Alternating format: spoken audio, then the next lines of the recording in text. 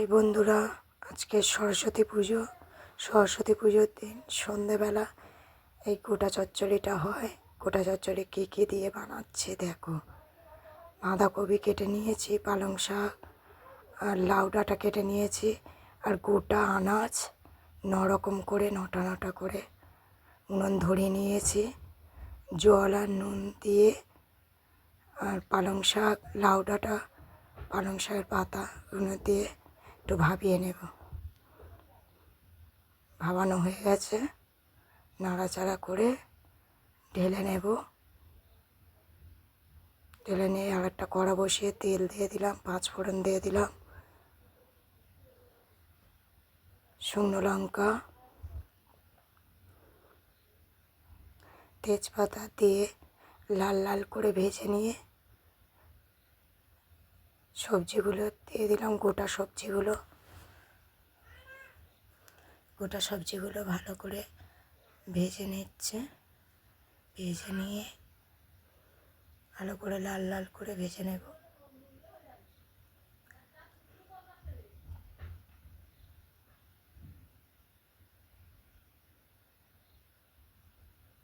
এটা অনেকক্ষণ নাড়তে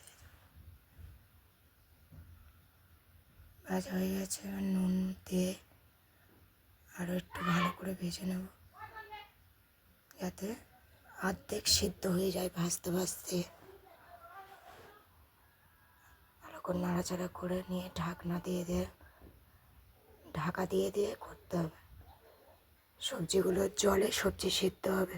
মধ্যিখানটা ফাঁকা করে নিয়ে আদা বাটা দিয়ে দিচ্ছি।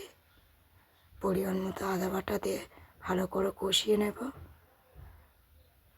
এই সময় আদা বাটাটা দিয়ে ভালো করে কষানো হলে গন্ধও থাকে না, আলাদা একটা খেতে টেস্টি হয়। ভালো করে নাড়াচাড়া করে নিচ্ছে।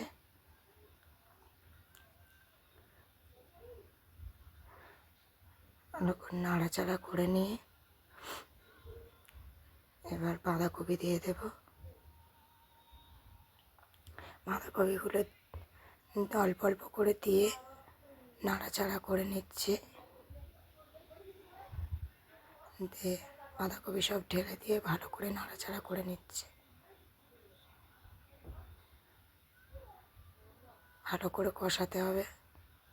কষিয়ে নিয়ে তারপর লাউ ডাঁটা আর পালং শাক ডাঁটা সিদ্ধ করে রাখা জল ঝরানো ডাঁটাগুলো দিয়ে দিলাম। তারপর এবার লঙ্কার গুঁড়ো, হলুদ গুঁড়ো দিয়ে দিলাম। হলুদ গুঁড়ো, লঙ্কার গুঁড়ো দিয়ে ভালো করে কষিয়ে নেব। অনবরত নাড়তে হবে, না নাড়লে তলা ধরে যাবে। একদম ঢাকা দিয়ে সিদ্ধ করে নিতে হবে। ওই সবজির রসে সবজিটা সিদ্ধ হবে, অন্য এক্সট্রা জল আর দেওয়া হবে না। একদম শুকনো হবে চচ্চড়ি। ঢাকা দিয়ে অনবরত নাড়াচাড়া করতে হবে।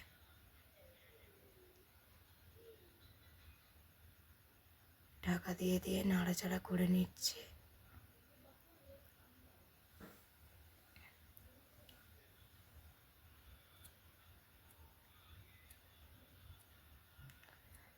হয়ে গেছে চচ্চড়ি।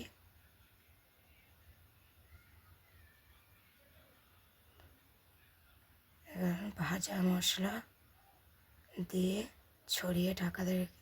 আর পরের দিন সকালে পুষ্পাঞ্জলি দিয়ে এসে পান্তা আর গোটা চচ্চড়ি খেলাম। খুব টেস্টি হয়েছে বন্ধুরা, বাড়িতে একবার বানিয়ে খেয়ে